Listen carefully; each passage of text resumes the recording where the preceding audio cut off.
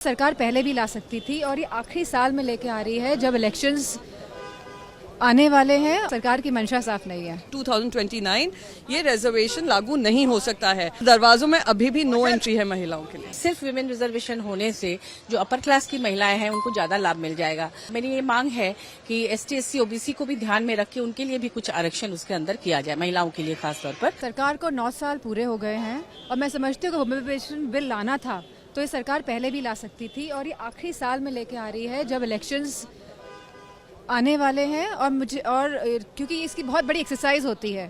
Samajwadi party ने हमेशा समर्थन किया है, लेकिन हम सभी चाहते हैं कि ओबीसी महिलाओं का भी इसमें आरक्षण निर्धारित हो, क्योंकि आखिरी में खड़ी हुई महिलाओं को भी, जो पंक्ति में आखिरी में खड़ी हैं, उनको भी उनका हक मिलना चाहिए। और सरकार की जो मंशा है, जो इस समय वो लेके आई है बिल, क्योंकि ये 2024 में भी नहीं लागू हो पाएगा ये बिल, और ये जो 5 राज्यों के जो अभी चुनाव होने जा रहे हैं उसमें भी लागू नहीं हो पाएगा। तो ये सरकार की मंशा साफ नहीं है। देखिए, ये 30 साल का संघर्ष रहा है। हमारे संविधान ने वादा किया था इक्वालिटी का, पर इक्वालिटी महिलाओं के लिए नहीं दिखाई दी। आज बाबा साहेब अम्बेडकर जी ने वो कर दिखाया था हमारे संविधान में, जो बहुत सारे डेवलप नेशंस में, अमेरिका ने लड़ाई लड़ी है, महिलाओं ने लड़ाई लड़ी है, यूरोप की महिलाओं ने लड़ाई लड़ी है। हमें ये अधिकार मिले थे, पर उस अधिकारों से वंचित किया गया, इसलिए ये बिल आना जरूरी था। राजीव गांधी जी के पास पूर्ण बहुमत सरकार थी, उन्होंने सबसे बड़ा कदम उठाया था 33% रिजर्वेशन लोकल गवर्नमेंट्स में देने का। ये रिजर्वेशन 9.5 साल पहले भी, क्योंकि भारतीय जनता पार्टी के मैनिफेस्टो में था, पूर्ण बहुमत सरकार थी, बहुत सारी पार्टियों ने उनको वो वादा याद दिलाया। 9.5 साल बाद आ रहा है, भले ही लेट आया है।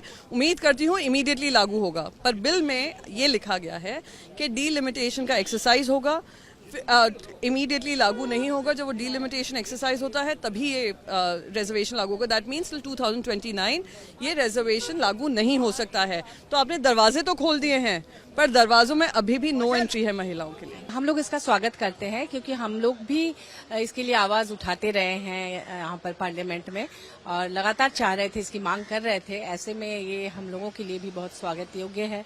और लेकिन मैं चाहूंगी, मैं चूंकि एक ट्राइबल स्टेट से बिलोंग करती हूँ, झारखंड से, और झारखंड में एसटी, एससी और ओबीसी का भी पॉपुलेशन है, और चूंकि सिर्फ विमेन रिजर्वेशन होने से जो अपर क्लास की महिलाएं हैं उनको ज्यादा लाभ मिल जाएगा।